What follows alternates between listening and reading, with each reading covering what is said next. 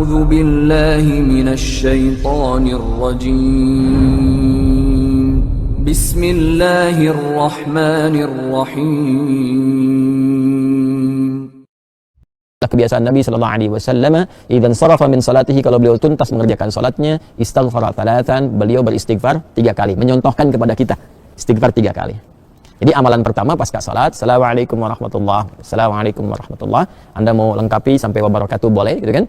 Anda mau assalamualaikum sampai situ boleh. Jadi boleh singkat assalamualaikum, boleh. Kalau di madzhab Maliki itu biasanya yang salam pertama assalamualaikum, kemudian yang kedua assalamualaikum warahmatullah, ya. Kalau Anda mau assalamualaikum warahmatullah boleh, sampai wabarakatuh juga boleh, ya. Itu luas sekali babnya, sudah saya terangkan di bab fikih salat yang lalu. Lalu setelah itu apa amalannya? Sejenak, ya, kemudian langsung kita beristighfar pada Allah 3 kali, ya, 3 kali. Yang paling singkat, yang paling pendek tadi dikonfirmasi di syarah, gitu kan? Bagaimana bacaannya? Maka Nabi pernah menyontohkan yang paling singkatnya, astagfirullah, astagfirullah, astagfirullah. Itu yang paling singkatnya. Jadi kalau kita selesai salat, kan ada salam, kemudian kita istighfar, astagfirullah, astagfirullah, astagfirullah. Kalau kita mau misalnya lengkapi juga, ya, dengan mau panjangkan misalnya boleh astagfirullahaladzim, astagfirullahaladzim, astagfirullahaladzim. Nanti ada terusannya tuh, alladzi la ilaha illa huwal hayyul qayyum wa atubu ilaihi. Boleh, ya. Jadi kalau misalnya buru-buru yang harus segera berangkat dan sebagainya, silakan. Mau sambil berdiri istighfar, astagfirullah, astagfirullah, astagfirullah 3 kali. Ya. Baik, ini menarik, kenapa istighfar? Kenapa bukan langsung tasbih, subhanallah, ya kan? Tahmid, alhamdulillah, Allahu akbar. Kenapa istighfar dimulai? Masih ingat teman-teman? Ya, kalau kita sambungkan ke awal tadi, idealnya dan seharusnya saat sholat itu kan terhubung dengan Allah, kan? Saat sholat itu harusnya khusyuk, kan? Terhubung dengan Allah, nyambung kita.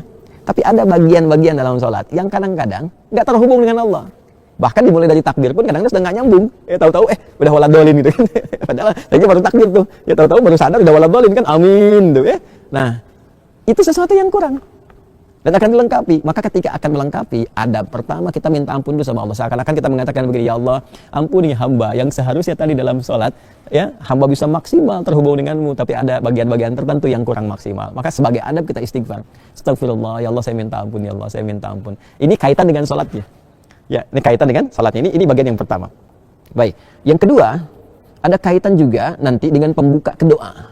Pembuka kedua. Karena doa ini doa yang terbaik itu, salah satunya adalah doa yang dimulai dengan istighfar. Doa yang dimulai dengan istighfar. Karena doa itu spiritnya begini. Doa itu kan permohonan yang paling suci, bersih. Nah, akan sampainya kepada Allah yang maha suci. Sedangkan sifat Allah dalam menerima doa disebutkan oleh Nabi, innallaha thayyibun la yaqbalu illa thayyiba. Allah itu maha baik, maha suci, tidak menerima kecuali yang baik-baik saja. Ya, maka permohonan yang baik itu akan sampai kepada Allah yang maha baik jika hatinya baik dan jika dirinya baik. Makanya ada orang-orang yang ketika bermohon kepada Allah, dicontohkan oleh Nabi, dulu ada orang-orang, Nabi, saya katakan langsung hadis Nabi saja ya. Qala Rasulullah sallallahu alaihi wasallam bima ma'na kama qala Rasulullah sallallahu alaihi wasallam, thumma dzakara ar-rajula ash'atha aghdara yutilu as-safara, ya kan?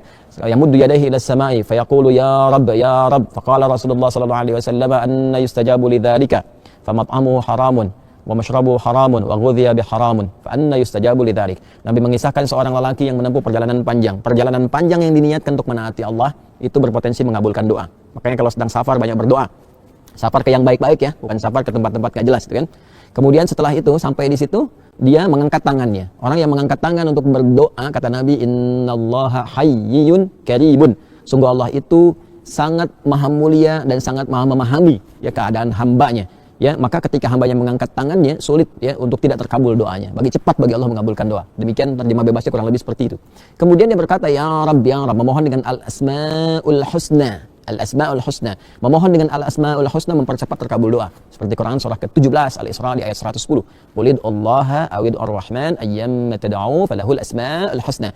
Sebut nama Allah, sebut nama Ar-Rahman. Kalau mau spesifik, pilih salah satu nama di Al-Asmaul Husna sesuai dengan kebutuhan kita. Jadi dia melakukan 3 hal yang seharusnya mempercepat doanya 3 kali lebih cepat dari keadaan biasa. Tapi komen Nabi apa? Kata Nabi, anna yustajabu lidzalik. Bagaimana doanya bisa dijawab? Susah dijawabnya nih. Kenapa? Mat'amu haram, sumber makanannya haram. Kan masyrabu haram, sumber minumannya haram. Ya, kemudian juga malbasu haram, pakaiannya haram, wa ghudhiya biharamin, dan perangkat hidupnya haram. Anna yustajabu lidzalik. Jadi yang haram-haram yang bisa bersumber dari maksiat, dari kesalahan itu menutup, kadang-kadang jadi hijab. Ya, semakin tinggi, semakin kuat pekerjaan haramnya, semakin tebal penutupnya. Ya, semakin tebal penutupnya. Tapi kalau haram-haram dosa-dosanya misalnya kecil-kecil, tipis tuh sekatnya. Ya, kalau tipis kan cahaya masih bisa tembus kan? Tapi kalau tebal kan mantul. Itu ilustrasinya begitu. Ya, sedangkan Allah kan pemberi cahaya, nurun ala nur. Ya, ini cahaya nggak bisa nyampe tuh kalau Allah berikan, nggak bisa tembus ke kitanya karena hatinya bermaksiat. Maka untuk membuka itu dengan istighfar. Astagfirullah, astagfirullah, astagfirullah. Makanya kalau orang rajin istighfar tuh, dulu saya pernah ceritakan kan, dan viral juga kisah ini ya di berbagai kesempatan. Orang rajin istighfar itu kadang-kadang belum minta, Allah sudah kabulkan.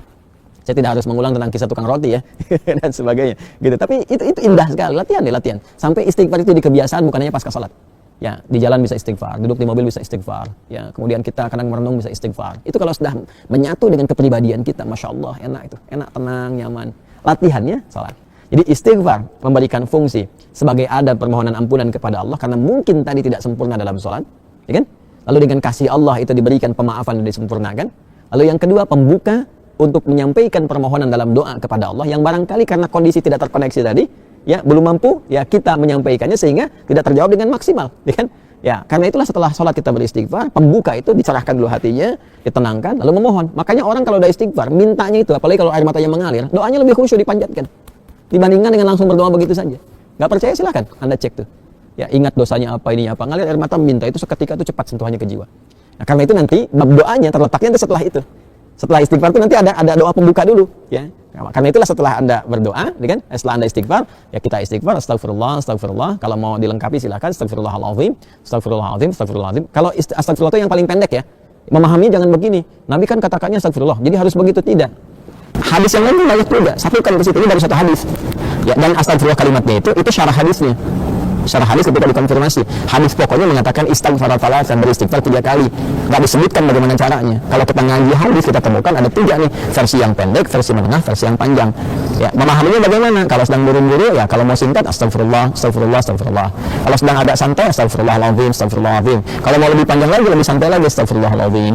Alladzi la ilaha illa huwal hayyul qayyum wa atubu ilaih, gitu kan? Astagfirullahaladzim, alladzi la ilaha illa huwal hayyul qayyum wa atubu ilaih. Atubu untuk pribadi, natubu untuk banyakan. Ya kan? Jelas ya? Jadi itu yang bisa kita katakan. Tapi 3 kali ini maksudnya sampai merasakan ke jiwa, bukan cuma lihat, bukan cuma di lisan. Ya, lihat dzikir itu sampai ingat. Bukan sampai keluar. Ini sampai ingat ya, sampai betul kalimat yang kita ucapkan mengingatkan kita dengan atau menyambungkan kita dengan Allah Subhanahu wa taala. Astagfirullah, astagfirullah, astagfirullah. Rasakan di hati kita sampai tembus